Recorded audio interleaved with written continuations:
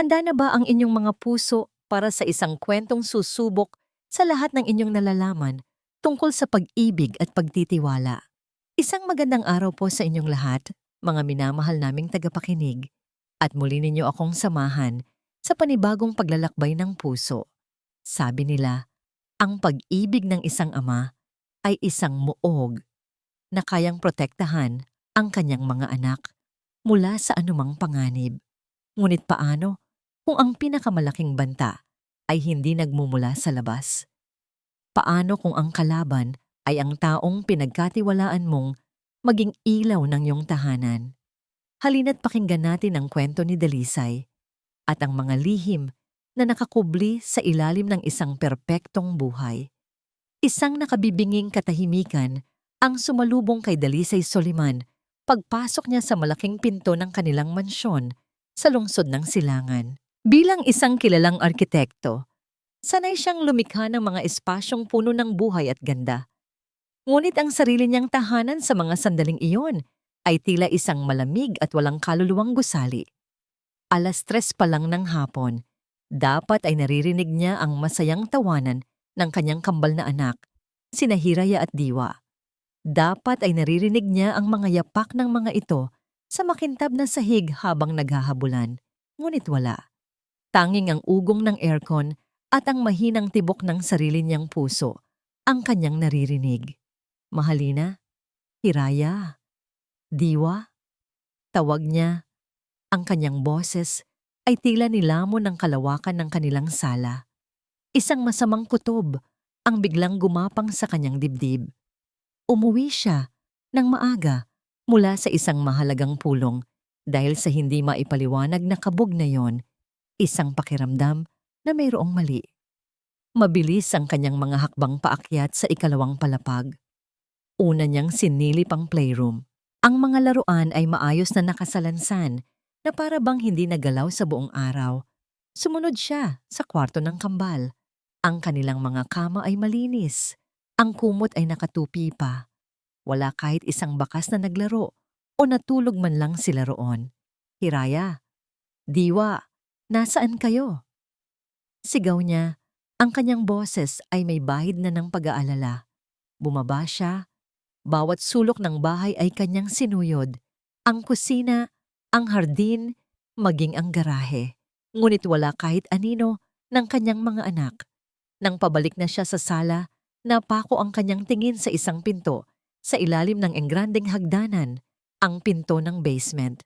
Karaniwan itong laging nakaawang, ngunit ngayon ay mahigpit na nakasara. At mayroon itong bago, isang makapal at bagong-bagong trangka na nakakandado mula sa labas. Kinilabutan si Dalisay.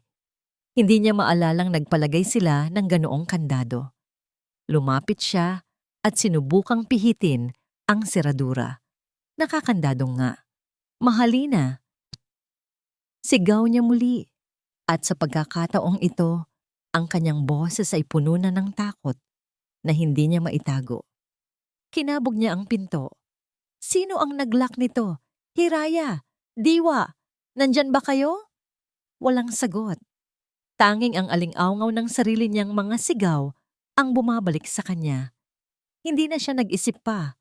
Sa isang iglap, ang lahat ng pag-aalala ay naging purong adrenaline. Itinutok niya ang kanyang balikat sa pinto at buong lakas na sinugod ito. Nagbigay ang kahoy sa unang pagsubok. Sinugod niya ulit.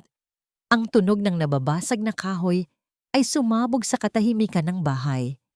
Sa ikatlong sugod, bumigay ang buong mekanismo ng kandado at bumukas ang pinto.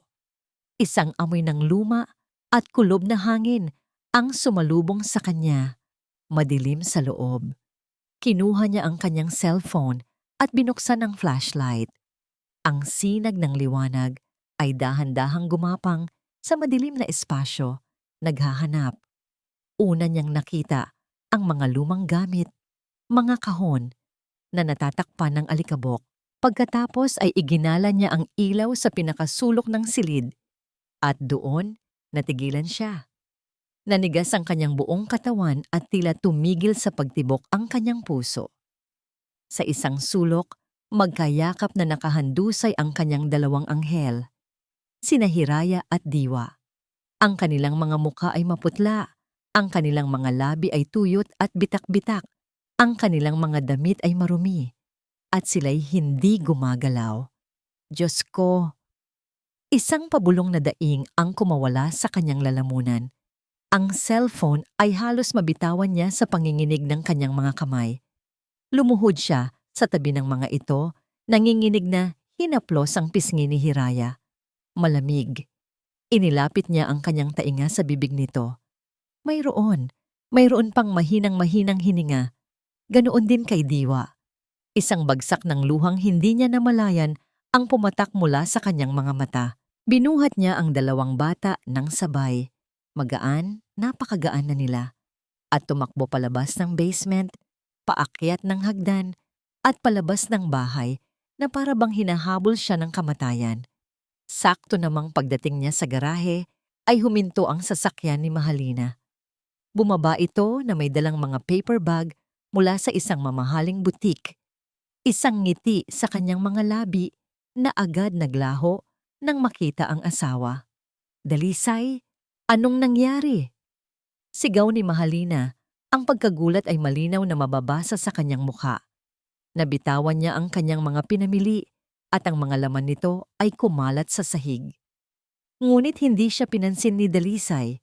Ang tanging nakikita niya ay ang mga maputlang mukha ng kanyang mga anak. Maingat ngunit mabilis niyang inilagay ang kambal sa backseat ng kanyang kotse. Dalisay, ano ba? Sagutin mo ako. Bakit ganyan sina Hiraya at Diwa? Humahagulgol na tanong ni Mahalina. Sinusubukang hawakan ang braso ng asawa. Sa isang iglap, hinarap siya ni Dalisay. At sa mga mata nito ay nag-aalab ang isang galit na hindi pa kailanman nakita ni Mahalina. Bakit sila nakakulong sa basement, Mahalina? Bakit may kandado ang pinto? Sagutin mo ako! Napaurong si Mahalina sa sigaw ni Dalisay. Ang kanyang mukha ay puno ng takot at pagkalito. Ano? Sa basement? Hindi ko alam. Kanina ko pa sila hinahanap pag uwi ko galing sa grocery. Akala ko nagtatago lang sila. Umiiyak siya ng husto. Ang kanyang mga salita ay pautal-utal. Diyos ko, Dalisay. Baka naglaro sila ng taguan at sila ang nag-lock sa sarili nila. Hindi ko alam. Maniwala ka.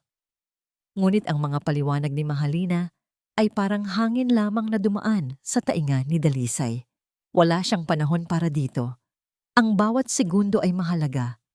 Pumasok siya sa driver's seat, binuhay ang makina, at pinaharurot ang sasakyan palabas ng kanilang gate. Iniwan si Mahalina na nakaluhod at humahagulgol sa gitna ng mga nagkalat na pinamili. Ang biyahe papuntang ospital ay isang malabong alaala ng pagpapatakbo sa pulang ilaw at walang tigil na pagbusina. Ang tanging malinaw sa isip ni Dalisay ay ang paulit-ulit na pagsambit sa pangalan ng kanyang mga anak, na para bang ang kanyang boses ang magiging tali na hihila sa kanila pabalik sa kamalayan. Pagdating sa emergency room, isang grupo ng mga nurse at doktor ang mabilis na kumuha sa kambal mula sa kanyang mga kamay. Dinala sila sa loob at si Dalisay ay naiwang nakatayo sa labas. Ang kanyang mga kamay ay nanginginig pa rin. Ang kanyang damit ay puno ng alikabok mula sa sahig ng basement. Umupo siya sa isang malamig na upuan sa waiting area. Ang kanyang isip ay blanko. Ang adrenaline ay unti-unting nawawala at ang pumalit dito ay isang nakakaparalisang takot. Tumingin siya sa kanyang mga kamay na dapat sana'y nagpoprotekta sa kanila, ngunit nabigo. Lumipas ang mga minuto na parang oras. Bawat tunog ng pagbukas ng pinto ay nagpapatayo sa kanya, ngunit walang balita. Inaalala niya ang mukha ni Mahalina, ang kanyang mga luha, ang kanyang mga paliwanag. Posible ba?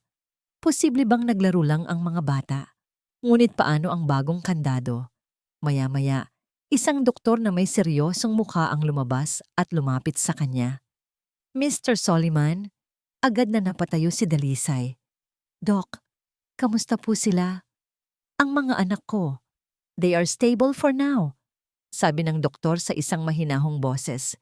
But they are severely dehydrated. Nagsimula na po kaming magbigay ng IV fluids.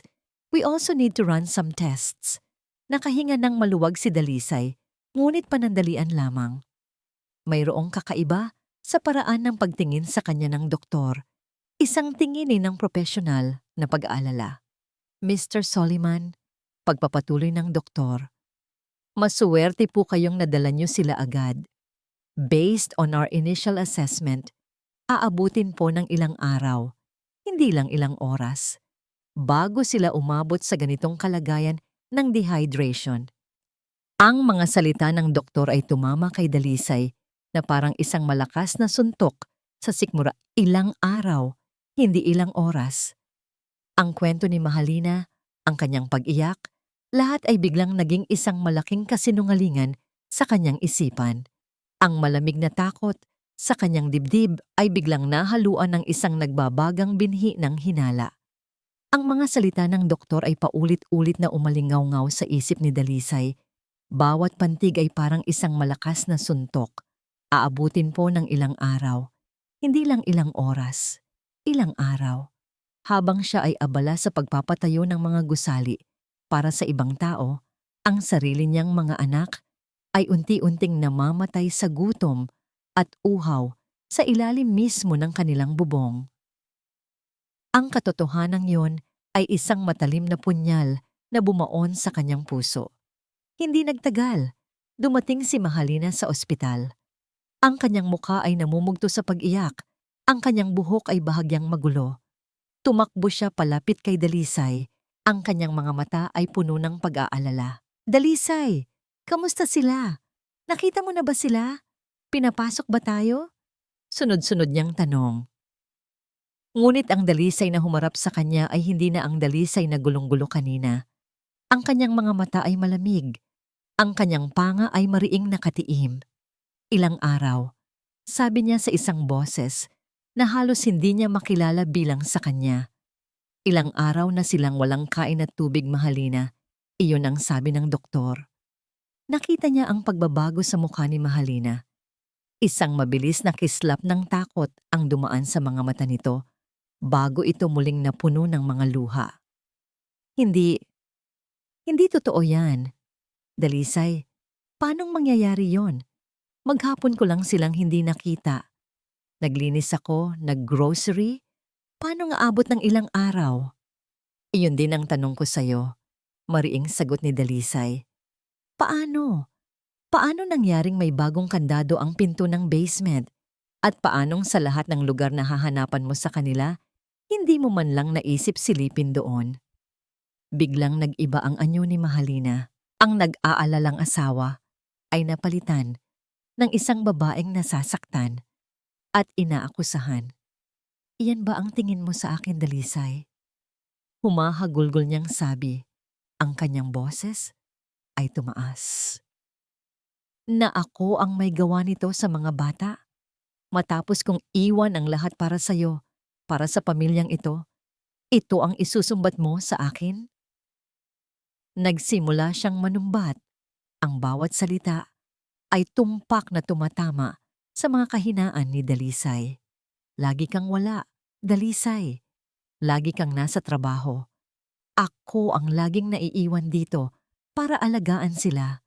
Ako ang tumatayong ina sa mga anak na hindi sa akin.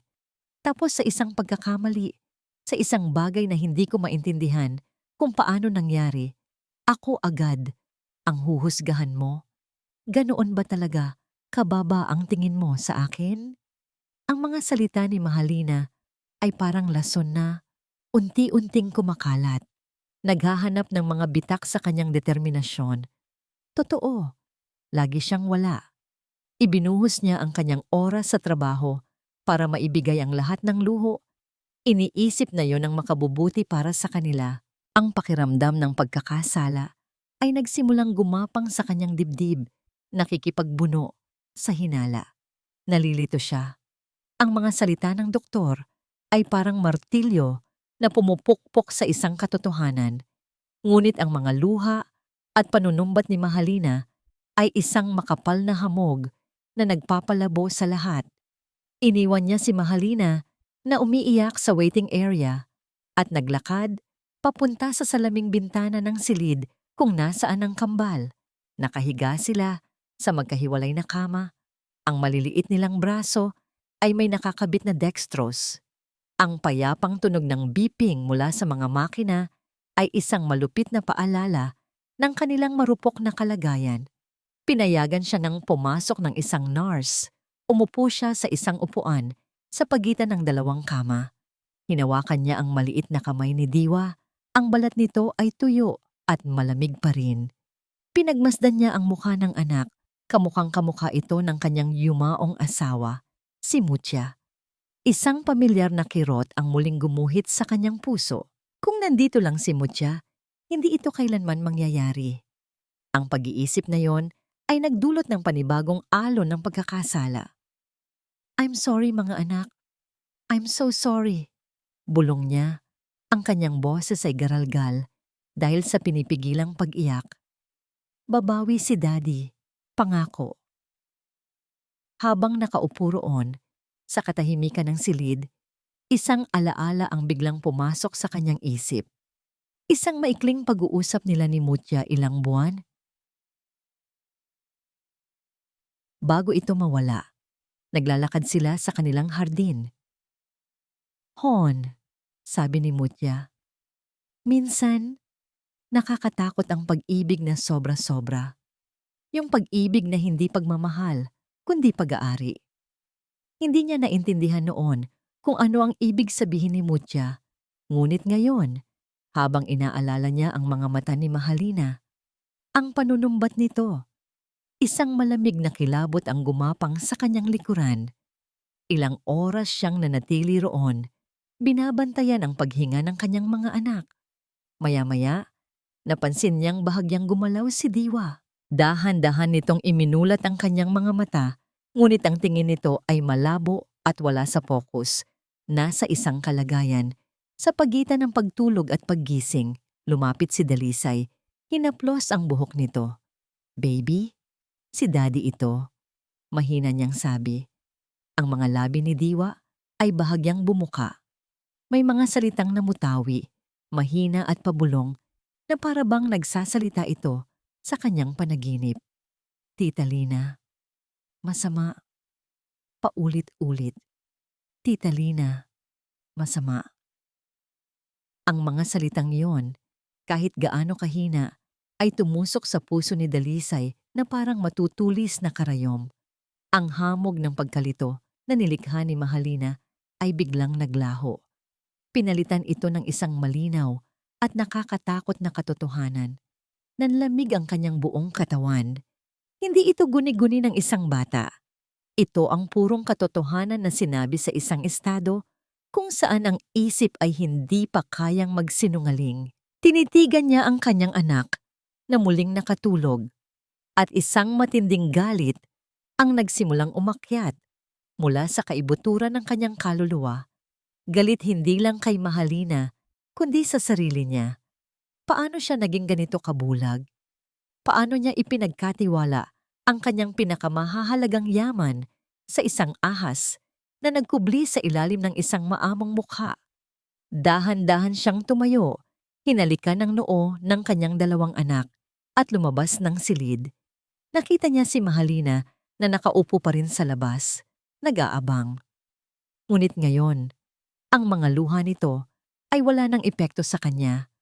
Ang nakikita na lang niya ay isang kasinungalingan. Nilagpasan niya ito nang hindi umimik. Kinuha niya ang kanyang cellphone mula sa bulsa. May kailangan siyang tawagan, may kailangan siyang gawin. Hindi na ito tungkol sa pagkalito o pagkakasala. Ito ay tungkol sa pagkuha ng hustisya para sa kanyang mga anak. Nag-scroll siya sa kanyang contacts at pinindot ang numero ng kanyang matalik na kaibigan, isang abogado. Habang nagriring ang telepono, naglakad siya palayo sa isang lugar kung saan hindi siya maririnig ni Mahalina. "Leo, si Dalisay ito," sabi niya nang sagutin ang tawag. Ang kanyang boses ay kalmado ngunit may nakatagong bagsik. "Kailangan ko ng tulong mo. May nangyari sa mga anak ko at sa tingin ko, sinubukan silang patayin ng asawa ko. Habang nakikinig sa payo ng kanyang kaibigan sa kabilang linya, isang desisyon ang nabuo sa kanyang isipan. Kailangan niyang bumalik sa bahay na yon. Kailangan niyang bumalik sa lungga ng ahas, mag-isa. Kailangan niyang maghanap ng ebidensya bago pa magkaroon ng pagkakataon si Mahalina na itago o sirain ang lahat ng bakas ng kanyang kasamaan. Ang digmaan ay nagsimula na. Ang pagbabalik sa mansyon ay kakaiba. Pakiramdam ni Dalisay ay isa siyang magnanakaw na pumapasok sa sarili niyang pamamahay.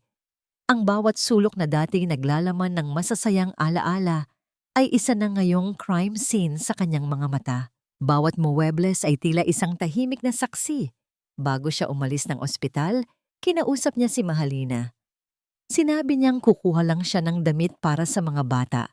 At sa sarili niya, isang kasinungalingan na napakadaling lumabas sa kanyang bibig, na ikinagulat niya mismo.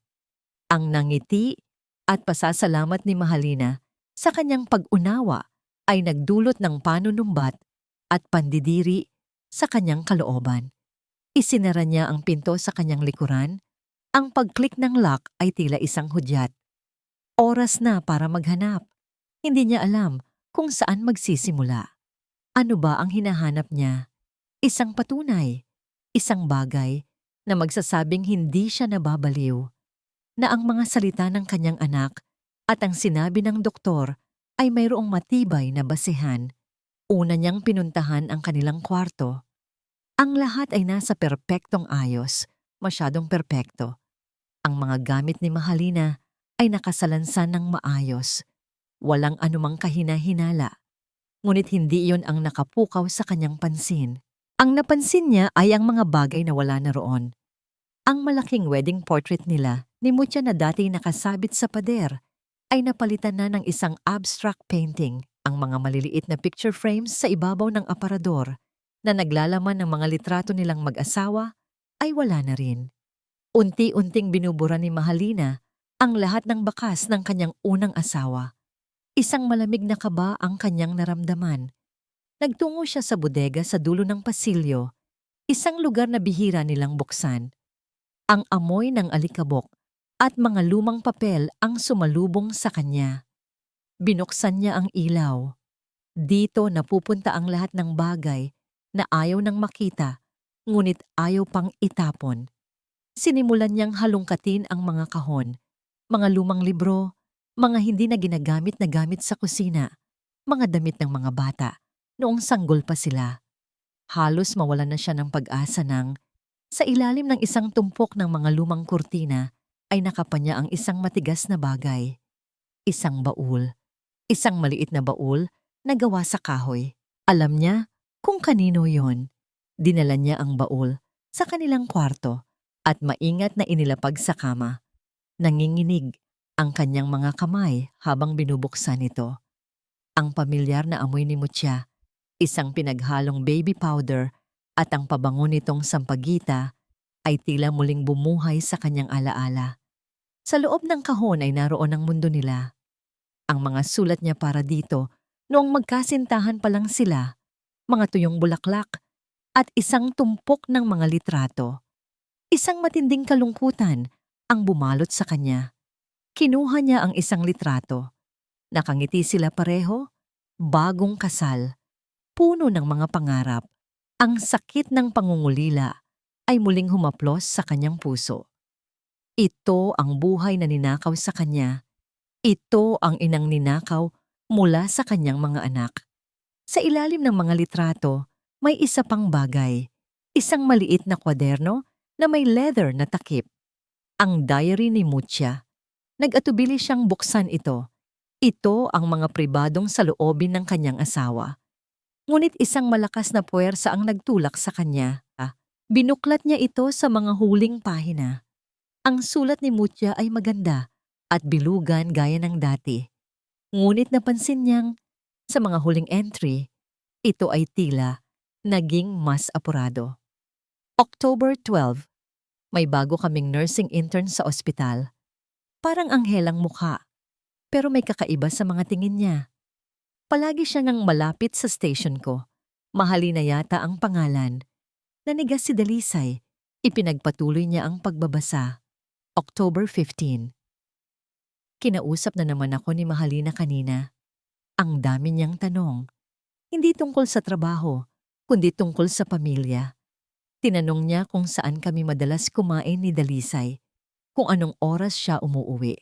Medyo nakakailang. Para siyang masyadong interesado sa buhay ko. Ang bawat salita ay parang isang patak ng yelo sa kanyang likod. October 21. Nakita ko siyang tinitingnan ang picture ni Hiraya at Diwa sa wallet ko. Ngumiti siya, pero hindi umabot sa mga mata niya. Sinabi niyang napakaswerte ko raw. May kakaibang diin sa salitang swerte. Hindi ko gusto ang pakiramdam ko sa kanya. Ito na, ang patunay. Si Mahalina ay hindi isang estranghero na nakilala niya pagkatapos mamatay ni Mutya. Matagal na siyang nasa paligid. Isang anino na nagmamasid, nag-aral, naghihintay. Isang lobo sa damit ng tupa.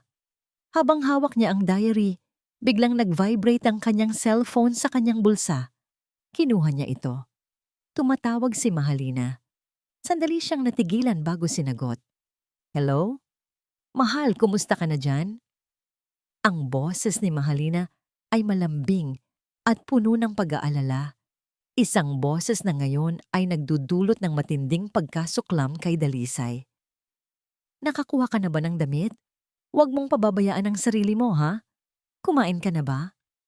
Hindi pa. Maikli niyang sagot.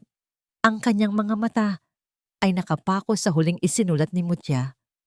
Naku, umorder ka na lang kaya. Huwag kang mag-alala sa amin dito. Okay lang kami. Ako na ang bahala magbantay sa mga bata.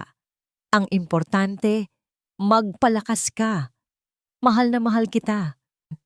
Sige. Iyon lang ang nasabi ni Dalisay bago niya pinatay ang tawag. Ang bawat salita ng pagmamahal mula kay Mahalina ay isang kasinungalingan, isang insulto sa alaala ni Mutya. Ibinalik niya ang diary sa kahon. Nang isasara na niya ito, isang litrato ang nahulog mula sa pagitan ng mga pahina. Isa itong candid shot na kinunan sa isang Christmas party ng ospital. Nandoon si Mutya, nakikipagtawanan sa mga katrabaho niya.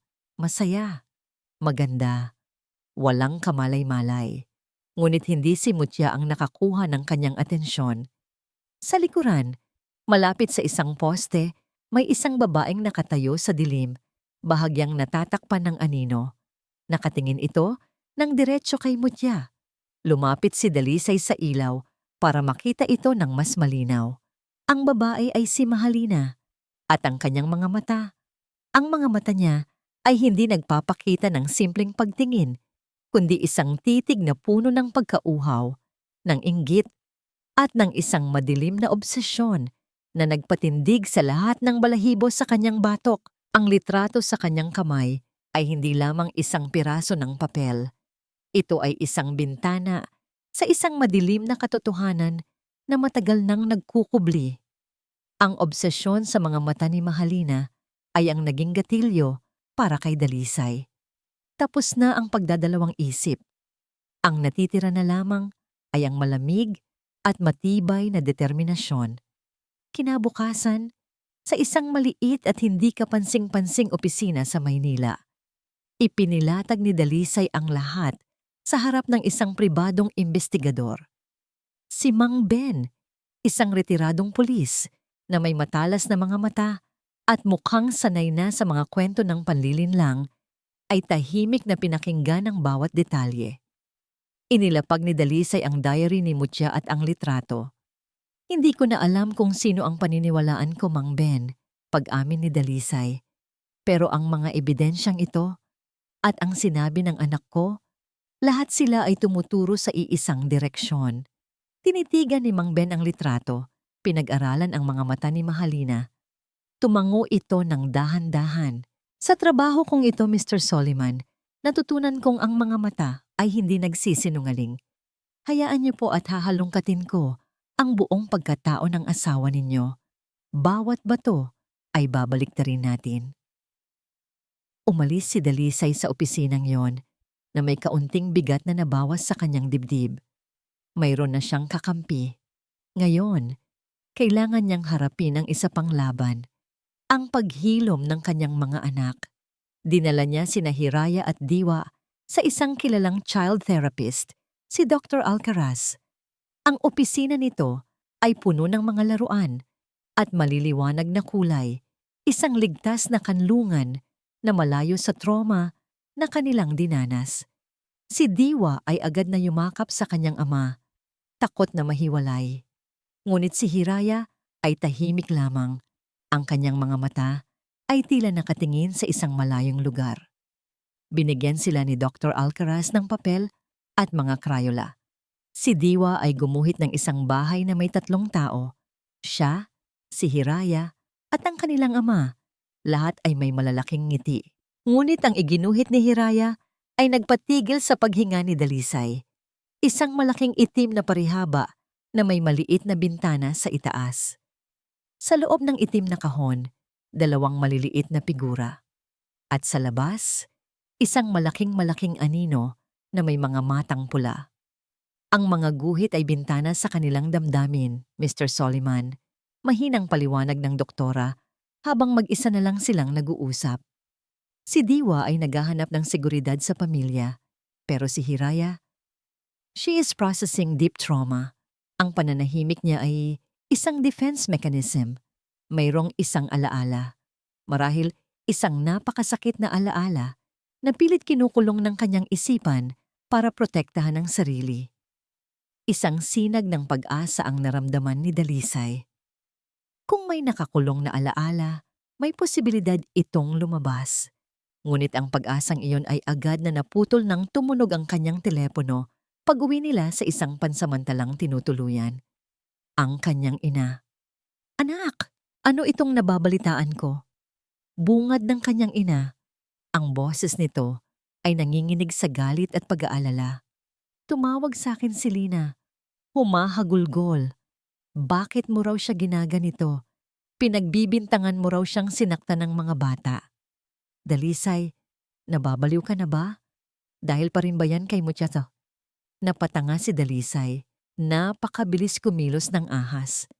Ma, hindi niyo naiintindihan. Ang hindi ko maintindihan ay kung bakit mo sinisira ang pamilya mo.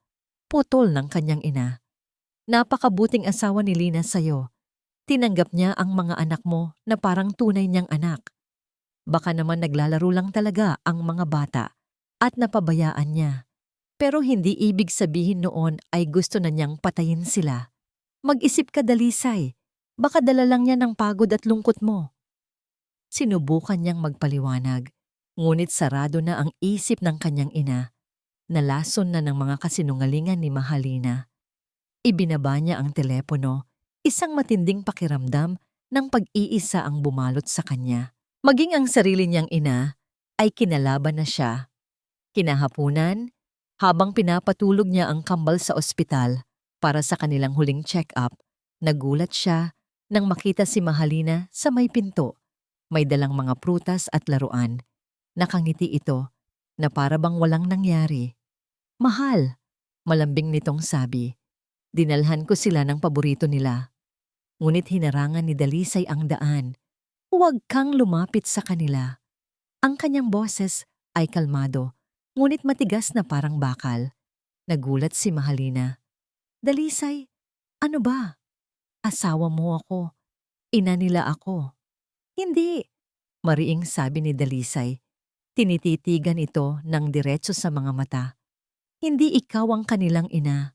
At hanggat hindi nalilinaw ang lahat, hindi ka na pwedeng lumapit pa sa kanila." Ang nangiti sa mukha ni Mahalina ay naglaho, napalitan ng isang anyo ng nasasaktang pagtataka. Ngunit sa likod ng mga luhang nagsisimulang mamuo sa mga mata nito, nakita ni Dalisay ang isang mabilis na kislap ng galit.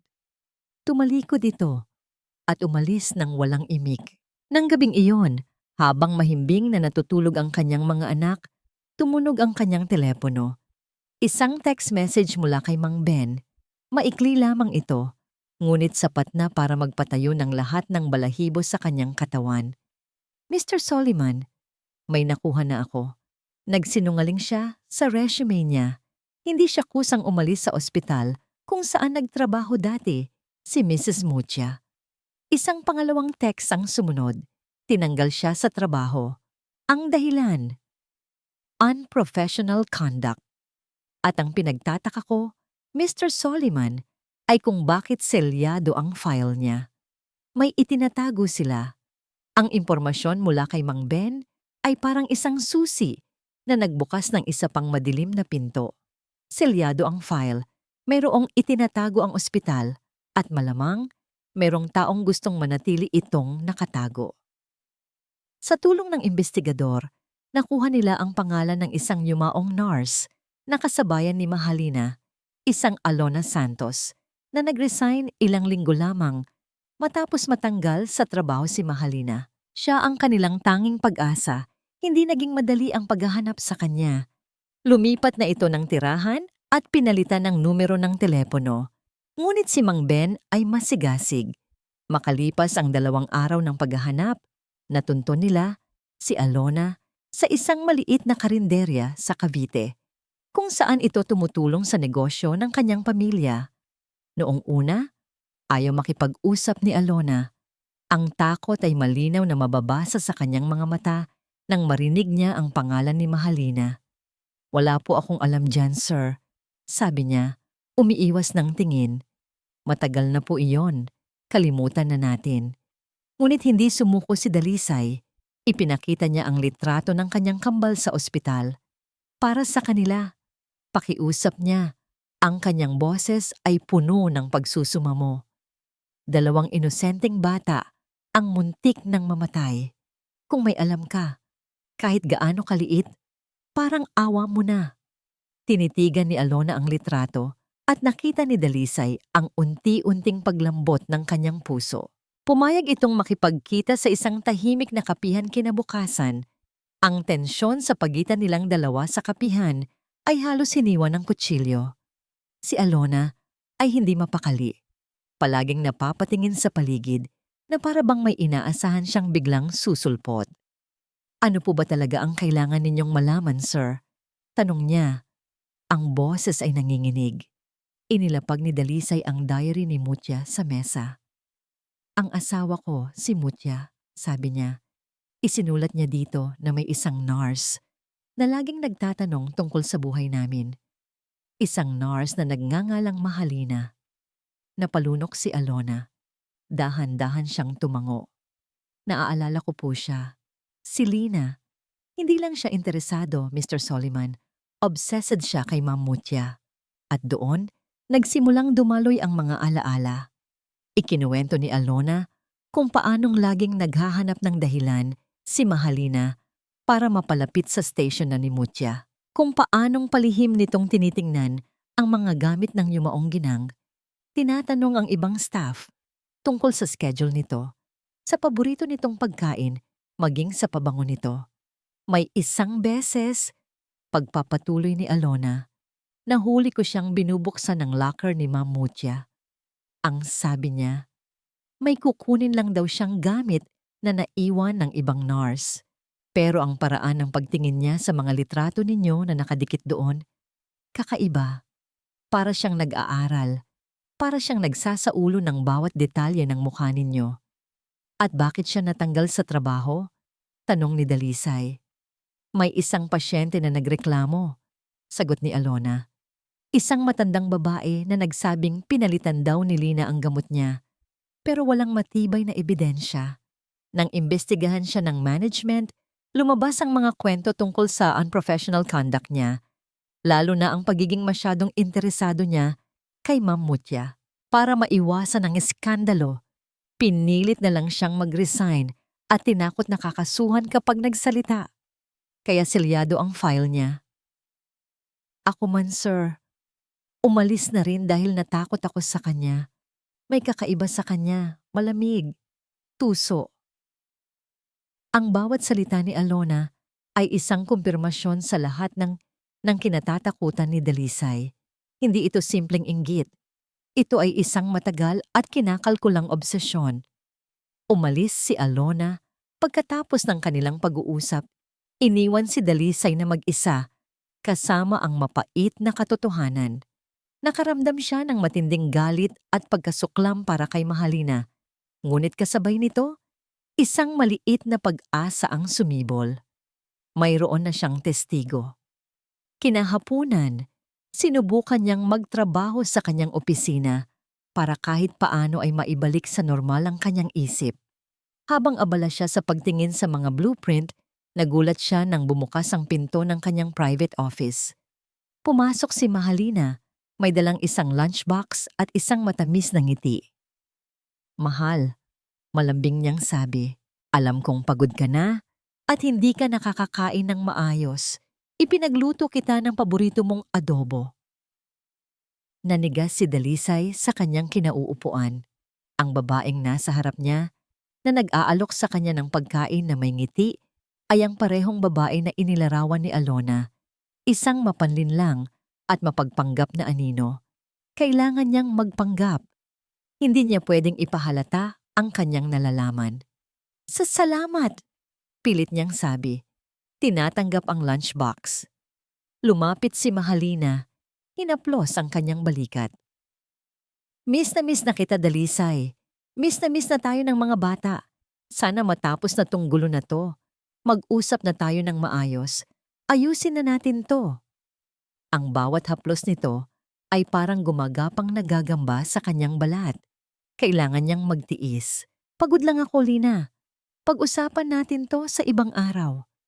Tumango si Mahalina. Ang kanyang mga mata ay nagpapakita ng pag-unawa. Ngunit bago ito umalis, may sinabi itong nagpakulo sa kanyang dugo. "Sana lang, maalala mo na ako ang nandito para sa'yo ngayon. Hindi na si Mutya." Nang makaalis na ito, halos ibalibag ni Dalisay ang lunchbox sa pader. Umupo siya, nanginginig sa galit. At sa sandaling iyon, tumunog ang kanyang telepono. Isang unknown number. Nag-atubili siya bago sagutin. "Hello? Sir Dalisay, si Alona po ito."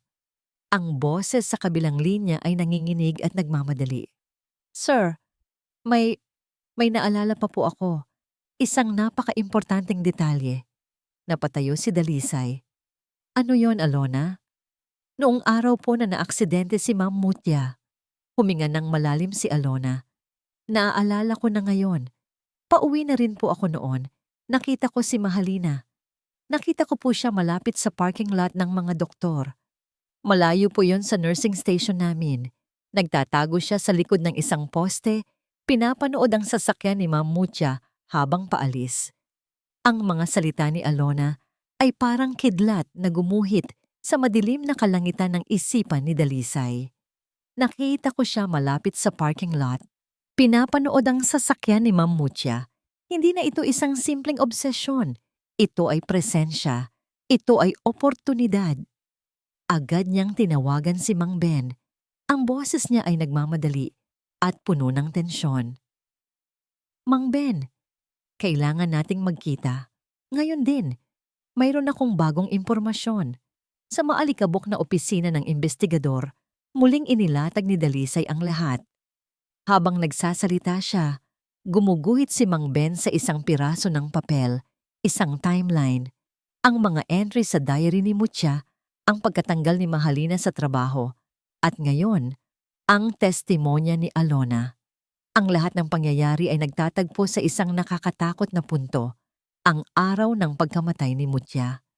"Kailangan nating makita ang kompletong police report ng aksidente," sabi ni Mang Ben. Ang kanyang mga mata ay seryoso. Bawat detalye, pati na ang toxicology report. Gamit ang kanyang mga koneksyon, nagawa ni Mang Ben na makakuha ng kopya ng mga dokumento kinabukasan.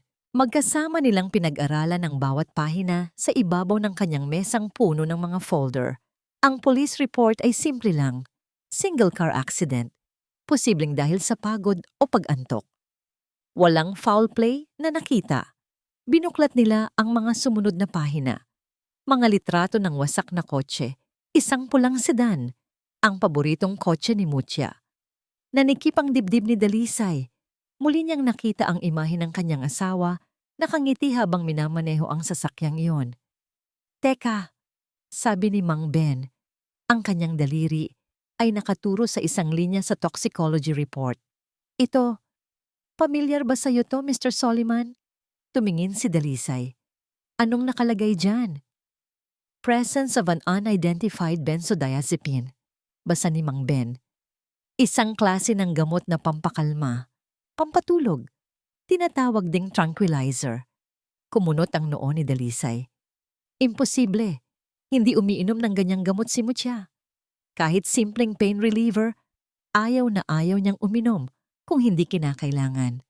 Takot yun sa gamot. Iyon na nga ang punto, sabi ni Mang Ben. Tumingin ng diretso kay Dalisay. Hindi ito inireseta sa kanya. Nakalagay dito, unprescribed. Pero nakita nila sa dugo niya. Hindi gaanong mataas ang antas, kaya maaring inakala nilang hindi ito ang direktang sanhi ng aksidente. Pero sapat na. Sapat na para pabagalin ang reflexes ng isang tao.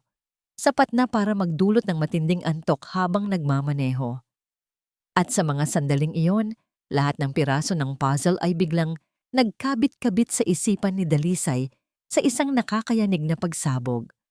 Ang obsesyon ni Mahalina na isinulat ni Mutya sa diary. Ang kaalaman niya sa medisina bilang isang nurse. Ang testimonya ni Alona na nakita niya si Mahalina malapit sa sasakyan ni Mutya. Ang gamot. Isang pampatulog na hindi dapat naroon. Hindi ito aksidente. Ang katotohanan yon ay tumama sa kanya na parang isang tren. Bumagsak siya sa upuan. Ang kanyang paghinga ay naging mababaw. Ang dugo ay tila umalis sa kanyang mukha. Pinagpawisan siya ng malamig. Ang babaeng pinakasalan niya. Ang babaeng pinatulog niya sa kanyang kama. Ang babaeng pinagkatiwalaan niya sa kanyang mga anak ay isang mamamatay tao. Siya ang pumatay kay Mutya. Hindi. Pabulong niyang sabi. Umiiling na. Para bang kaya nitong itaboy ang katotohanan. Hindi maaari. Ngunit ang lahat ng ebidensya ay sumisigaw ng isang pangalan. Ang bawat kasinungalingan, bawat pagpapanggap, bawat matamis na salita ni Mahalina ay isa na ngayong nakakasuklam na maskara. Nagpaalam siya kay Mang Ben. Ang kanyang isip ay blanko.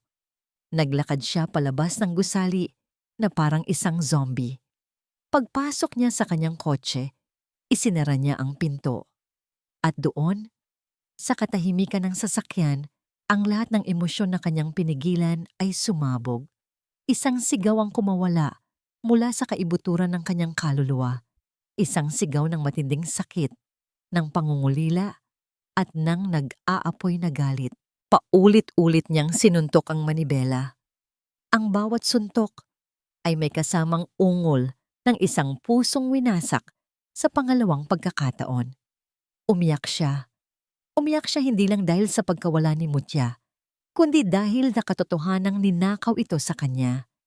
Dahil sa sarili niyang katangahan.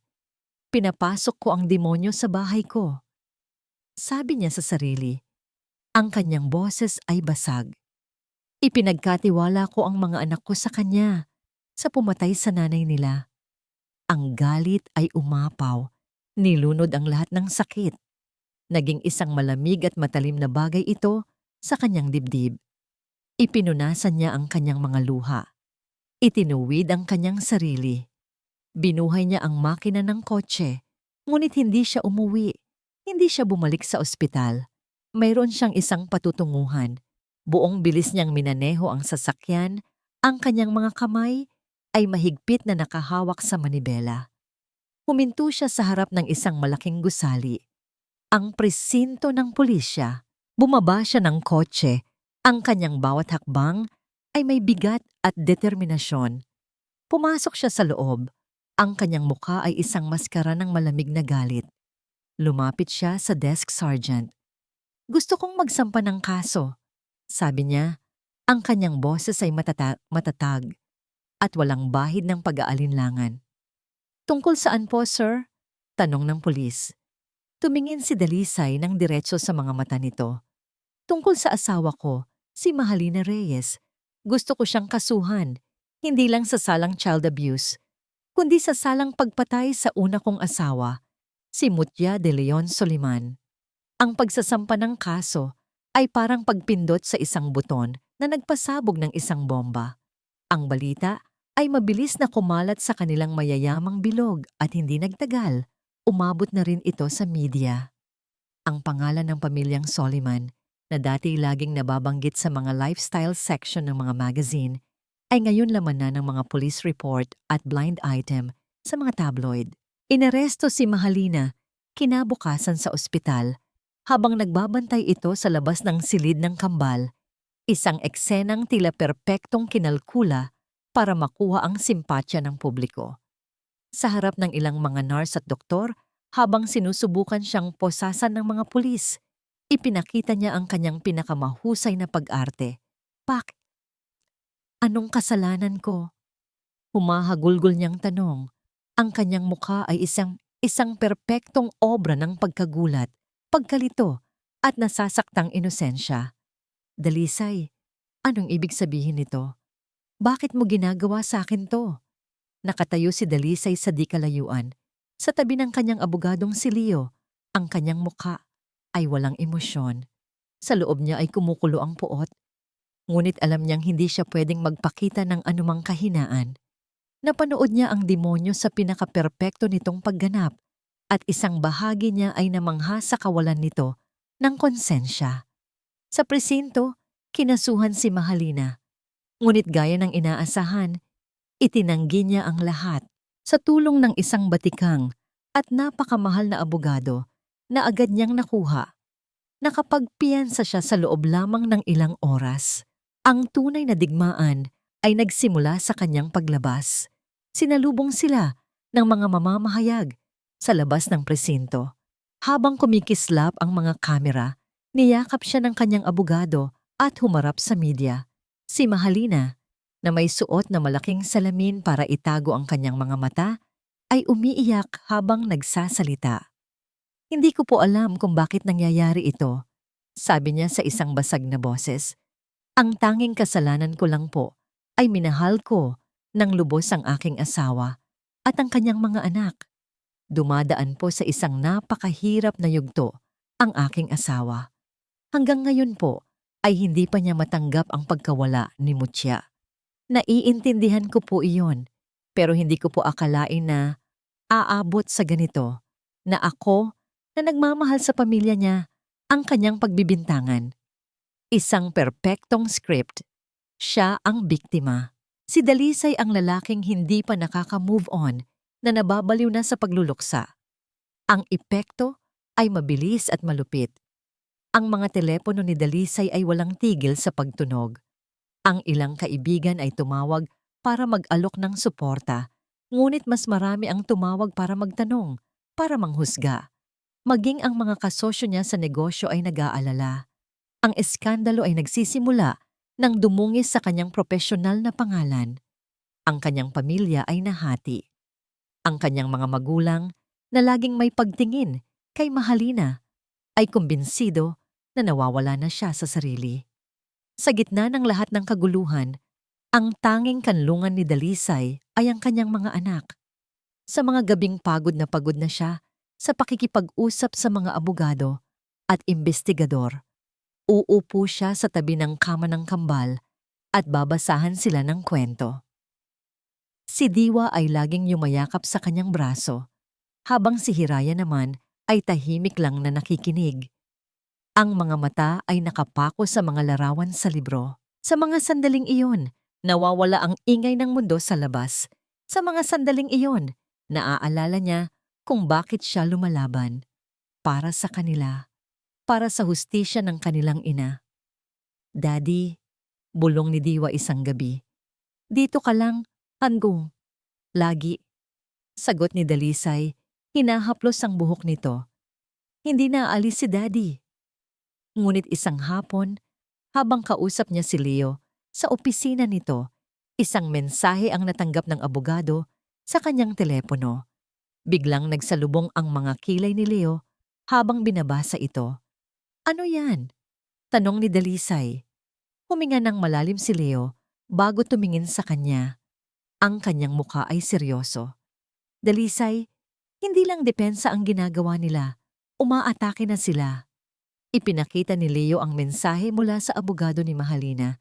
Naghain sila ng petisyon sa korte, a petition for a temporary restraining order. "Anong ibig sabihin yan?" tanong ni Dalisay. Kahit na nagsisimula ng manlamig ang kanyang sikmura, tumingin si Leo ng diretso sa kanyang mga mata. Ang bawat salita ay may bigat.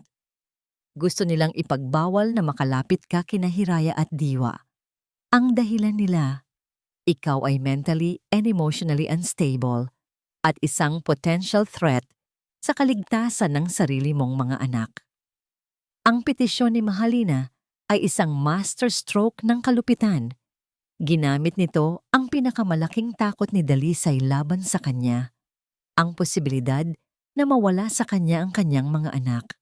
Sa mga araw, bago ang hearing para sa temporary restraining order, nabuhay si Dalisay sa isang estado ng patuloy na kaba at pagkabalisa. Ang bawat pag-ubo ng kambal, ang bawat pag-iyak nila sa gabi, ay nagdudulot sa kanya ng takot na baka ito na ang huling pagkakataon na mapapakalma niya sila. Sa gitna ng legal na bagyong ito, ang kanilang lingguhang sesyon kay Dr. Alcaraz ang tanging matibay na bagay na kanyang pinanghahawakan. Habang naghihintay siya sa labas ng playroom, hindi siya mapakali. Nagpabalik-balik siya sa paglalakad, hindi magawang basahin ang mga magazine na nakalatag sa mesa. Ang tanging naririnig niya ay ang mahihinang tunog ng tawanan ni Diwa at ang nakabibinging katahimikan mula kay Hiraya. Ang bawat minuto ay parang isang oras. Pagkatapos ng halos isang oras, lumabas si Dr. Alcaraz. Ang kanyang mukha ay seryoso, ngunit may bahid ng pag-asa. "Mr. Soliman, maaari po ba kayong pumasok sandali?" Pumasok si Dalisay sa isang maliit na consultation room. Sa ibabaw ng mesa ay nakalatag ang mga bagong guhit ng kanyang mga anak. Muli, ang gawa ni Diwa ay puno ng kulay, isang bahaghari, mga bulaklak at ang kanilang pamilya. Ngunit ang mga guhit ni Hiraya ang kumuha ng kanyang buong atensyon. Mayroong pagbabago. Bukod sa pamilyar na itim na kahon, may mga bago ng larawan. Ang isa ay nagpapakita ng isang mahabang-mahabang babae na may itim na buhok, nakatayo sa tabi ng isang kotseng pula. Ang isa pa ay isang close-up ng isang bulaklak na may matutulis na tinik. "She's starting to communicate, Dalisay," mahinang sabi ng doktora. Hindi pa sa salita, pero sa mga simbolo. She is drawing what she remembers. Paulit-ulit niyang iginuguhit ang mga ito. Tinitigan ni Dalisay ang mga larawan. Ang babae, walang duda, ay si Mahalina. Ang pulang kotse ni Mutya. Ngunit ang bulaklak? Bakit may tinik ang bulaklak? Naguguluhang tanong niya. Iyon din ang tanong ko sa kanya. Sagot ni Dr. Alcaraz. Hindi siya sumasagot. Tinuturo niya lang ito. Para sa kanya, ang tinik ay isang mahalagang bahagi ng bulaklak. Mayroon ba itong ibig sabihin sa'yo? Anumang bagay na may kaugnayan kay Mutya? Nag-isip ng malalim si Dalisay. Mga bulaklak. Mahilig sa bulaklak si Mutya, lalo na sa mga rosas. Ngunit bakit may tinik? Naghahalongkat siya sa kanyang mga alaala. Pilit na hinahanap ang isang koneksyon. At bigla, isang imahe ang malinaw na lumitaw sa kanyang isipan. Isang regalo na ibinigay niya kay Mutya noong kanilang anibersaryo. Ang hair clip niya. Halos pabulong niyang sabi. Mayroon siyang paboritong hair clip, isang silver na rosas. Ang disenyo nito, ang mga talulot ay matutulis, parang may mga tinik. Nagkatinginan sila ng doktora. Ang parehong realisasyon ay namuo sa kanilang mga isipan. Ang babae, ang pulang kotse, ang bulaklak na may tinik. Hindi ito mga hiwa-hiwalay na larawan. Ito ay isang eksena, isang alaala. Diyos ko, sabi ni Dalisay, napatayo. Nandoon siya. Nakita niya. Nakita ni Hiraya ang isang bagay noong panong araw na yon. Isang napakalaking pag-asa ang biglang bumuhos sa kanyang puso. Isang sinag ng liwanag sa gitna ng kadiliman. Ito na! Ito na ang ebidensyang kailangan nila. Isang eyewitness, ang sarili niyang anak. Agad niyang tinawagan ang kanyang abogado, si Leo. Ang kanyang boses ay nanginginig sa pananabik. Leo, may nakuha kami. Si Hiraya, may naaalala siya. Iginihit niya. Dalisay, huminahon ka. Putol ni Leo sa kabilang linya. Pinakinggan nito ang lahat ng detalye, mula sa babae hanggang sa bulaklak na may tinik. May mahabang katahimikan bago muling nagsalita si Leo. Malaking bagay yan, Dalisay. Para sa therapy ng anak mo at para sa'yo, sabi ni Leo sa isang maingat na boses. Pero kailangan kong maging prangka sa'yo. Anong ibig mong sabihin? Huminga ng malalim si Leo. Sa mata ng Korte, Dalisay, ito ay isang fragmented memory ng isang batang dumanas ng matinding trauma na ipinahayag sa pamamagitan ng mga guhit. Dudurugin ito ng depensa. Sasabihin nilang hindi ito kapani-paniwala. Sasabihin nilang na impluwensyahan lang siya. O mas malala pa, sasabihin nilang ikaw ang nagturo sa kanya kung ano ang iguguhit. Ang sinag ng pag-asa na naramdaman ni Dalisay kanina ay unti-unting namatay. Ang init sa kanyang dibdib ay napalitan ng malamig na katotohanan. Kaya anong gagawin natin? Desperado niyang tanong. This is a lead. Isang napakagandang lead, sagot ni Leo. Pero hindi ito ang smoking gun na kailangan natin. Kailangan natin ng isang bagay na mas konkreto. Isang bagay na hindi nila kayang pabulaanan. Dahil kung ipipilit natin ito sa korte, nang ganito lang, baka masunog lang tayo. At lalo lang nilang mapapatunayan na unstable ka at ginagamit mo ang sarili mong anak. Ang takot na mawala sa kanya ang kanyang mga anak ay naging isang bangungot na nagkatotoo. Sa loob ng courtroom, ang tinig ng huwes ay naging isang malupit na hatol na gumunaw sa kanyang mundo. Ang petisyon ni Mahalina ay pinaboran. Pansamantala. Sa pansamantalang kapakanan ng mga menor de edad na Hiraya at Diwa Soliman, wika ng huwes sa isang formal na tono, ipinagkakaloob ang kahilingan ng petitioner para sa isang temporary restraining order laban kay G. Dalisay Soliman. Bilang proteksyon sa mga bata, sila ay pansamantalang ipagkakatiwala sa pangangalaga ng kanilang lola sa ina, si Gengaro Flora de Leon, habang patuloy na dinidinig ang kasong ito. Nanlumo si Dalisay. Hindi siya makagalaw. Ang mga salita ay umalingaw-ngaw sa kanyang tenga, ngunit ang kanilang ibig sabihin ay hindi pa lubos na naiintindihan ng kanyang puso. Tiningnan niya si Mahalina na nakaupo sa kabilang panig ng silid. Ang kanyang mukha ay puno ng kalungkutan at pag-aalala. Isang mapanlinlang na ekspresyon na nagpainit ng kanyang dugo.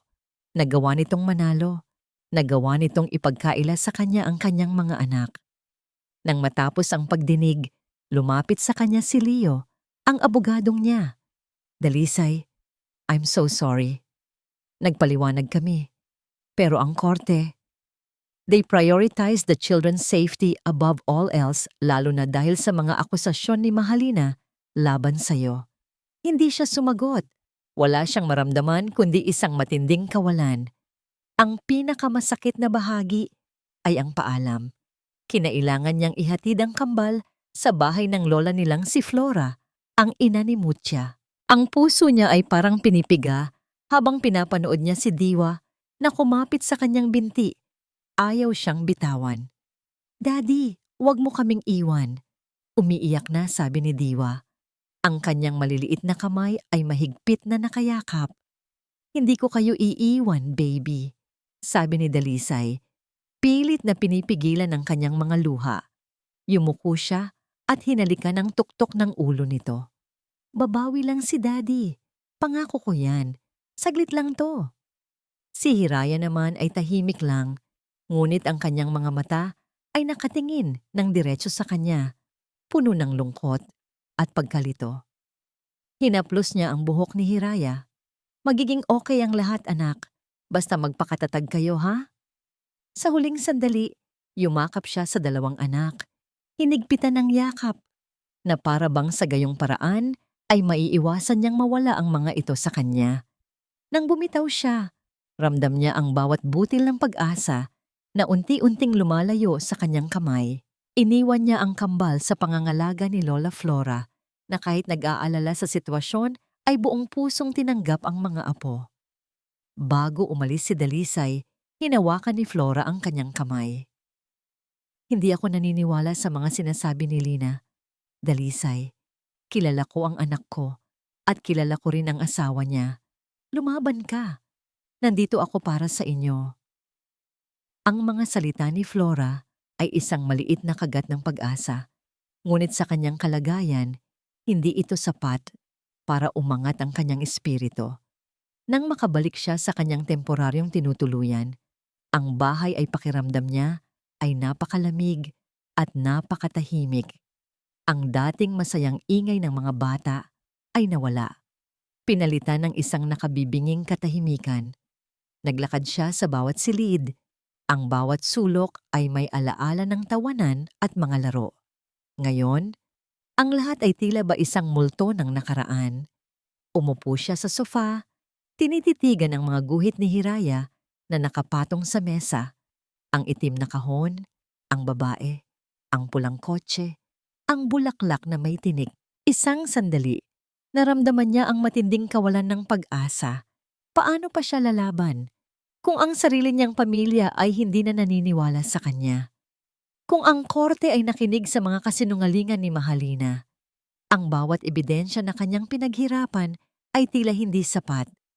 Naramdaman niyang nalulunod siya sa dilim. Ang mga mukha ni Hiraya at Diwa habang umiiyak, ang tingin ng huwes, ang nagtatagumpay ng ngiti ni Mahalina sa likod ng kanyang mga luha. Lahat ay umalingaw-ngaw sa kanyang isipan, nagtutulak sa kanya sa kailaliman. Ito na ang pinakamababang punto ng kanyang buhay. Mas masakit pa kaysa sa pagkawala ni Mutya. Dahil ngayon, parang nawawala sa kanya ang lahat. Ang kanyang mga anak, ang kanyang reputasyon, ang kanyang sarili. Nakatulog siya sa sofa, napagod sa labis na emosyon.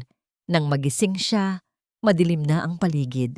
Ang tanging liwanag ay ang sinag ng buwan na nanggagaling sa bintana. Ang kanyang telepono ay nagri-ring. Isang tawag mula kay Lola Flora. Hello, Ma. Dalisay, ang boses ni Flora ay may bahid ng pagmamadali at pag-aalala. May nahanap ako. Hindi ko alam kung bakit hindi ito nakita noon. Nang lilinisin ko ang mga lumang gamit ni Mutya, mayroon akong nakitang isang kahons sa ilalim ng kanyang lumang aparador. Isang maliit na kahon na nakalimutan ko nang itago. Nagulat si Dalisay. Ano po yun, Ma? Isang camera, sagot ni Flora. Isang maliit na dashcam na binili ni Mutya ilang araw bago siya nawala. Sabi niya, gusto niya raw gamitin sa biyahe niya pauwi sa probinsya. Hindi ko alam kung bakit hindi ito nakita noon sa sasakyan. Pero ito, nandito. At sa tingin ko, walang nakakita nito kundi ako. Ang balita tungkol sa dashcam ay nagbigay ng panibagong lakas kay Dalisay. Ito na ang concrete evidence na kailangan nila, ang smoking gun na hindi kayang pabulaanan. Agad niyang tinawagan si Leo at si Mang Ben. Sa madaling araw pa lang kinabukasan, lumipad si Mang Ben patungong Cavite para kunin ang kamera mula kay Lola Flora, habang si Dalisay at Leo naman ay pinaghandaan ang pinakamahalagang laban ng kanilang buhay. Dumating ang araw ng paglilitis. Ang courtroom ay puno ng mga tao, mga mamamahayag, mga kakilala, at mga usisero. Ang kapal ng hangin ay mabigat, puno ng tensyon at pag-asa. Nakaupo si Dalisay sa tabi ni Leo. Ang kanyang mga mata ay nakapako kay Mahalina, na nakaupo sa kabilang panig kasama ang kanyang abogado. Kalmado ito, halos walang bahid ng pag-aalala. Ang kanyang mukha ay isang perpektong maskara ng inosensya. Nagsimula ang paglilitis. Ipinresenta ng taga-usig ang kanilang mga ebidensya. Ang toxicology report, ang diary ni Mutia, ang testimonya ni Alona Santos. Bawat patak ng impormasyon ay pinagsama-sama upang bumuo ng isang larawan ng obsesyon at panlilinlang. Ngunit ang abogado ni Mahalina ay batikang-batikan. Bawat puntos ng prosekusyon ay mabilis nitong pinabulaanan, pinaghihinalaan ang motibo, at sinisiraan ang kredibilidad ng mga testigo. Nang tawagin ang pangalan ni Alona Santos, nilibak ito ng depensa. Isang disgruntled former employee na may personal na grudge laban sa aking kliyente, mariing sabi ng abogado, at ang mga miyembro ng hurado ay tila tinatanggap ang mga salita nito. Pakiramdam ni Dalisay ay unti-unting lumulubog ang kanyang barko. Ang pinanghawakan niyang pag-asa ay tila unti-unting nawawala. Nang malapit nang matapos ang presentasyon ng prosekusyon, tumayo si Dr. Alcaraz. Meron itong dalang isang laptop at projector. "Your Honor," sabi nito sa huwes, "mayroon po akong kahilingan na ipresenta ang isang video recording mula sa isa sa aking mga sesyon ng therapy kasama si Hiraya Soliman." Nagulat ang lahat. Walang nakakaalam tungkol dito. Tiningnan ni Dalisay si Leo na may isang maliit na tango ang ipinahiwatig. "Anong video ito, Dr. Alcaraz?" tanong ng huwes. Ang kanyang boses ay may pag-aalinlangan. "Mayroon ba itong kaugnayan sa kasong ito?" "Opo, Your Honor," sagot ng doktora. Ang video na ito ay nagpapakita ng isang mahalagang sandali sa paghilom ng isang bata na dumanas ng matinding trauma. Ito po ay naglalaman ng mga fragmented memory na nagsisimula nang bumalik sa kamalayan ni Hiraya na maaaring makapagbigay linaw sa nangyari sa kanyang ina. Agad na tumayo ang abogado ni Mahalina. "Objection, Your Honor. Child's testimony. Hearsay. Posibleng naimpluwensyahan." "Hindi po ito testimonya," mariing sagot ni Dr. Alcaraz. "Ito po ay isang clinical observation, isang dokumentasyon ng proseso ng therapy. Ipinapakita lang po nito kung paano nagproseso ang isang bata ng kanyang trauma. Walang anumang impluwensya mula sa labas." Matagal na nag-isip ang huwes. Pagkatapos ng ilang sandali, tumango ito. "Granted, ipapalabas ang video. Ngunit kung may anumang senyales ng pagmamanipula, ititigil ko ito agad." Ang ilaw sa courtroom ay pinaldim. Lumabas ang video sa malaking screen. Ito ay kuha sa loob ng playroom ni Dr. Alcaraz. Si Hiraya ay nakaupo sa sahig, naglalaro ng isang bahay manika. Tahimik siya, maingat na inilalagay ang mga maliliit na gamit sa loob ng bahay. Si Dr. Alcaraz ay nasa tabi niya, nagtatanong ng mahinahon. "Sino ang nakatira sa bahay na yan, Hiraya?" tanong ng doktora. Tinuro ni Hiraya ang isang maliit na manika na may mahabang buhok. "Si Mami." Pagkatapos, kinuha ni Dr. Alcaraz ang isa pang manika. Isang manika na may itim na mahabang buhok na ibinigay ni Dalisay bilang representasyon ni Mahalina base sa mga guhit ni Hiraya. Inilapit ito ng doktora sa bahay manika. Sa sandaling lumapit ang itim na manika sa bahay manika, biglang nag-iba ang ekspresyon ni Hiraya. Ang kanyang mga mata ay nanlaki. Ang kanyang katawan ay nanigas. Nagsimula siyang huminga ng mabilis. "Sino yan, Hiraya?" mahinahong tanong ng doktora. Ngunit si Hiraya ay hindi sumagot. Ang kanyang mga mata ay nakapako sa itim na manika. Ang kanyang mga kamay ay nanginginig. Sa susunod na sandali, isang malakas na sigaw ang kumawala. Mula sa kanyang lalamunan, tumagos sa katahimikan ng courtroom. "Inagaw niya ang bulaklak ni Mami!" Hiyaw ni Hiraya. Ang kanyang mukha ay puno ng takot at galit. Agad niyang binato ang itim na manika at pagkatapos ay yumakap sa kanyang sarili, umiiyak ng malakas. Masama siya! Masama siya! Inagaw niya! Inagaw niya! Ang courtroom ay nabalot ng gulat. Ang lahat ay nakatingin kay Mahalina. Ang kanyang mukha, na kanina ay kalmado, ay biglang naglaho ang kulay. Ang kanyang bibig ay nakanganga. Ang kanyang mga mata ay nanlaki sa gulat Pagkatapos ay naging purong galit. Hindi na niya nagawang itago ang kanyang tunay na emosyon. Ang huwes ay mabilis na pinatay ang video. Ngunit huli na ang lahat. Ang pag-arte ni Mahalina ay nawasak sa isang iglap. Habang nagkakagulo sa courtroom, biglang bumukas ang pinto sa likuran. Pumasok si Mang Ben. Ang kanyang hininga ay malalim at mayroon itong hawak na isang maliit na kahon. Agad siyang lumapit kay Leo at may ibinulong dito. Mr. Soliman, sabi ni Leo sa isang malakas na boses, halos sumisigaw. Mayroon po kaming bagong ebidensya. Ang dashcam ni Mutya. Nakita na. Ang anunsyo ni Leo tungkol sa dashcam ay nagdulot ng malaking kaguluhan sa courtroom. Ang mga mamamahayag ay nagbulungan, ang mga abogado ay nagmamadali. At si Mahalina ay nakatingin kay Mang Ben na parabang nakakita siya ng multo. Ang kanyang mukha ay putlang-putla, ang kanyang mga mata ay nanlaki sa matinding takot. Ang kanyang perpektong maskara ay tuluyan ng nawasak.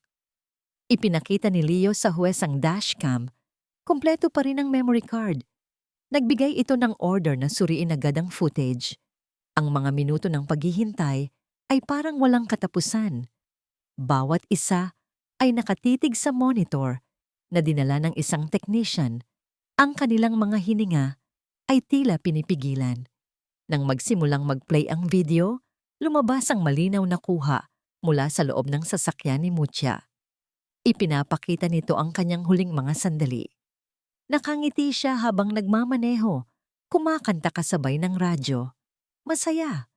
Walang kamalay-malay. Pagkatapos, lumabas ang kotse ni Mutya mula sa parking lot ng ospital. Ang camera ay patuloy na nagre-record at doon, sa gilid ng frame, sa tapat ng sasakyan, nakita ng lahat ang isang figura. Isang babaeng may itim na mahabang buhok.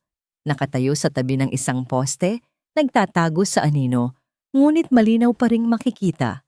Si Mahalina Reyes. Nakita ang kanyang mga labi na tila may binubulong at pagkatapos ay mabilis siyang lumapit sa sasakyan. Isang iglap lamang at tila may inihulog siya sa loob bago mabilis na tumakbo palayo. Hindi malinaw ang mukha niya, ngunit ang kanyang figura, ang kanyang tindig, ay hindi maipagkakaila. Ang video ay nagpatuloy. Nakita ang dahan-dahang pagbabago sa mukha ni Mutya. Ang kanyang mga mata ay nagsimulang mamula. Ang kanyang mga labi ay bahagyang bumuka. Nagsimula siyang humikab, paulit-ulit. Makikita ang pakikipaglaban niya sa antok. Hanggang sa tuluyan nang bumagsak ang kanyang ulo at ang sasakyan ay lumiko ng matalim, tumama sa isang poste. Stop! Sigaw ni Dalisay, ang kanyang boses ay nanginginig. Hindi niya kayang panoorin ang mga huling sandali ng kanyang asawa. Ang courtroom ay nabalot ng gulat. Ang lahat ay nakatingin kay Mahalina na ngayon ay nanginginig na sa kanyang kinauupuan. Ang kanyang abogado ay bumulong sa kanya, ngunit tila hindi na niya ito naririnig. Ang kanyang mga mata ay blanko, puno ng takot. Isang matinding katahimikan ang bumaba sa silid. Ang video, ang testimonya ni Alona, ang toxicology report, ang diary ni Mutya, at ngayon, ang pagsabog ni Hiraya na nagsabing inagaw niya ang bulaklak ni Mommy. Lahat ay nagkabit-kabit na parang mga ebidensya na hindi na kayang pagtakpan. Tumayo ang taga-usig, ang kanyang boses ay malakas at malinaw. Your Honor, miyembro ng hurado, ang ebidensyang ito ay malinaw. Hindi ito isang aksidente. Ito ay isang premeditated murder. Ang motibo? Obsession at inggit. Nais ni Mahalina Reyes na angkinin ang buhay na hindi sa kanya at sa proseso ay pinatay niya ang isang inosenteng ina at sinaktan ang dalawang inosenteng bata. We rest our case. Nagsimulang humagulgol si Mahalina. Nagsimula siyang magsalita. Hindi na isang malambing na boses, kundi isang basag at galit na sigaw. Kasalanan niya. Hindi niya ako pinansin. Lagi niya akong pinaparamdam na ako lang ang pangalawa. na ako lang ang pamalit. Hindi ako kayang mahalin ni Dalisay tulad ng pagmamahal niya kay Mutya. Dapat mawala siya. Dapat mawala ang lahat ng bagay na nagpapaalala kay Dalisay sa kanya. Pati ang mga anak niya. Tumayo ang abogado ni Mahalina. Sinusubukang pigilan siya, ngunit huli na ang lahat. Nagtuloy-tuloy si Mahalina. Ang kanyang mga mata ay lumuluha at may halong pagkabaliw. Kinuha ko ang hair clip niya. Inilagay ko ang gamot sa coffee cup niya. Hindi ko siya pinatay. Ang gamot. Siya mismo. Kinuha niya. Hindi ko siya pinilit. Ang bawat salita ay isang pahayag ng pagkakasala. Ang lahat ng tao sa courtroom ay nakatingin sa kanya, nanginginig sa takot at pagkasuklam. Ilang oras ang lumipas. Ang hurado ay bumalik na may desisyon. We find the defendant, Mahalina Reyes, guilty of premeditated murder and severe child abuse. Ang martilyo ng huwes ay bumagsak ng malakas. Ang tunog nito ay umalingaw-ngaw sa silid. Ang lahat ay tila huminga ng maluwag. Si Dalisay ay hindi na napigilan ang kanyang mga luha. Niyakap niya si Leo, hindi dahil sa pagkapanalo, kundi dahil sa pagtatapos ng isang mahabang bangungot. Ang hustisya ay naibigay, ngunit ang sakit ay nananatili. Ang mga sugat ay malalim. Tumingin siya sa kanyang mga anak, sina Hiraya at Diwa, na nakaupo sa tabi ni Lola Flora. Tumakbo sila sa kanya at mahigpit siyang niyakap. Daddy, tapos na po. Tanong ni Diwa, ang kanyang mga mata ay namumula. Hinalikan ni Dalisay ang noo nila. Oo, mga anak, tapos na. Ligtas na kayo. Ilang sandali silang nanatili sa ganoong posisyon. Ang tatlo ay magkakayakap. Sa likod ng lahat ng ito, may isang kirot pa rin sa puso ni Dalisay. Ang katarungan ay naibigay, ngunit ang alaala ni Mutya ay mananatiling isang sugat na kailanman ay hindi tuluyang maghihilom. Ito ay simula pa lamang ng kanilang paghilom. 1 taon na ang lumipas. Ang mga buwan, pagkatapos ng paglilitis ay puno ng pakikibaka, paghilom at pagbabago. Ibinenta ni Dalisay ang malaking mansyon sa lungsod ng Silangan. Ang bahay na yon ay puno ng napakaraming masakit na alaala na hindi na nila kayang panirahan. Lumipat sila sa isang mas maliit, ngunit mas mainit at mas maginhawang bahay sa isang tahimik na baybayin kung saan ang tunog ng alon ay nagbibigay ng kapayapaan sa halip na pangamba. Isang hapon, habang nag-aayos siya ng mga lumang papeles, natagpuan ni Dalisay ang isang sobre na walang pangalan. Sa loob ay isang sulat mula kay Mahalina na ipinadala mula sa kulungan. Ang kanyang pangalan ay binansagan na ngayon bilang isang serial obsessor sa media. Dalisay, nakasulat sa isang galit na sulat kamay. Hindi mo ako maintindihan. Hindi ka nakakita ng anumang bagay. Hindi ko kasalanan ang nangyari. Kung minahal mo lang ako ng sapat, hindi sana mangyayari ang lahat ng ito. Si Mutya ang may kasalanan. At ikaw, kayo ang nagtulak sa akin dito. Hindi ko kayo mapapatawad. Bumuntong hininga si Dalisay. Hindi na siya nakaramdam ng galit. Tanging pagkaawa na lamang. Ang babaeng ito ay isang biktima rin ng kanyang sariling karamdaman. Ngunit hindi iyon nagbibigay sa kanya ng karapatang sirain ang buhay ng ibang tao. Hinawakan niya ang sulat, lumabas sa hardin, at sinunog ito sa isang maliit na lalagyan ng apoy. Pinanood niya ang mga salita na naging abo at kasama niyon ang lahat ng sakit at puot na kanyang kinimkim. Hindi na siya magpapadala sa lason nito. Ang kambal, sina Hiraya at Diwa, ay unti-unti nang bumabalik sa dati. Ang mga session nila kay Dr. Alcaraz ay nakatulong ng malaki. Si Diwa ay muling naging masayahin at palakaibigan, habang si Hiraya naman, kahit na nanatiling tahimik, ay nagsisimula na ng magkwento tungkol sa kanyang mga nararamdaman sa pamamagitan ng mga salita. Hindi na lang sa mga guhit. Ang kanyang mga iginuhit ay mas maliwanag na ngayon, puno ng araw at mga bulaklak, at wala ng itim na kahon. Isang hapon, habang naglalakad silang tatlo sa baybayin, ang sikat ng araw ay humahalik sa kanilang mga balat. Ang dagat ay tahimik, ang mga alon ay mahinang humahampas sa buhangin. "Daddy!" sabi ni Hiraya. Ang kanyang boses ay mahina, ngunit malinaw. "Naaalala ko si Mommy." Niyakap siya ni Dalisay. Ang kanyang puso ay puno ng pagmamalaki at lungkot. "Alam ko, anak. Naaalala rin siya ni Daddy. Maganda si Mommy, di ba?" "Oo, Daddy," sagot ni Diwa. "Parang prinsesa. At mabait." Dugtong ni Hiraya. May ngiti na lumabas sa kanyang mga labi. Mabait siya at gusto niya ang bulaklak. Tinitigan ni Dalisay ang kanyang mga anak. Ang kanyang mga mata ay puno ng pagmamahal. Ang mga bata ay nakakita ng kadiliman, ngunit sa pamamagitan ng pagmamahal at pag-aalaga, unti-unti silang bumabalik sa liwanag. Nang gabing iyon, matapos niyang patulugin ang kambal, umupo si Dalisay sa beranda, nakatingin sa malawak na dagat. Ang lahat ng nangyari ay malayo na sa kanya ngayon, isang masamang panaginip na unti-unting lumalabo. Ang sakit ay hindi nawawala, ngunit natuto na siyang mabuhay kasama nito. Ang kanyang buhay ay nagkaroon ng panibagong layunin. Gamit ang bahagi ng kanyang kayamanan at inspirasyon mula sa kanyang mga anak, sinimulan niyang itatag ang isang foundation, ang Hirayat Diwa Foundation. Layunin nitong magbigay ng suporta at therapy sa mga batang dumanas ng trauma gaya ng kanyang mga anak.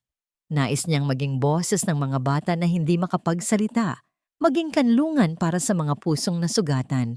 Kinabukasan, sa isang simpleng seremonya sa tabi ng dagat, kasama ang kanyang mga anak, si Lola Flora, si Leo, at si Mang Ben, inilunsad ni Dalisay ang pundasyon.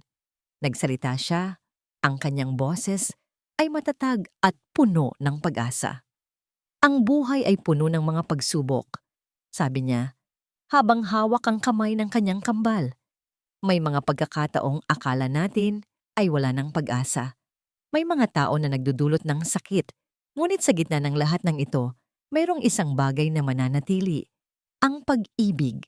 Ang pag-ibig na nagbibigay lakas. Ang pag-ibig na nagpapagaling.